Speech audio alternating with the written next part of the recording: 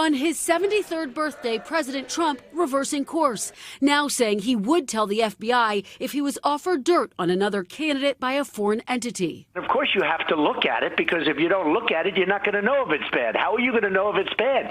But of course, you give it to the FBI or report it to the Attorney General or somebody like that. The backtrack comes after the president got a barrage of criticism, including from a few Republicans, for saying this. I think I'd take it.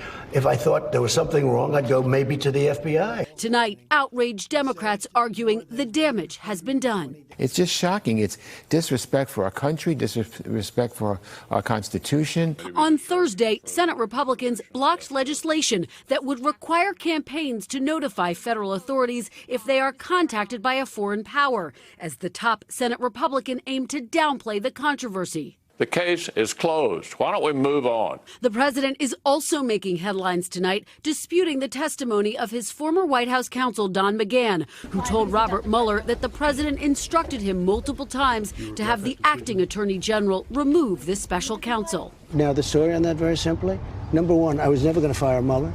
I never suggested firing Mueller. Tonight, a person close to McGahn telling NBC News the president's comments are fantasy land.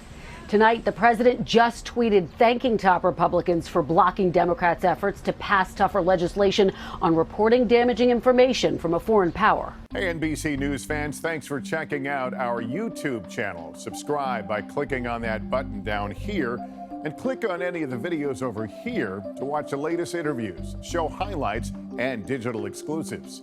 Thanks for watching.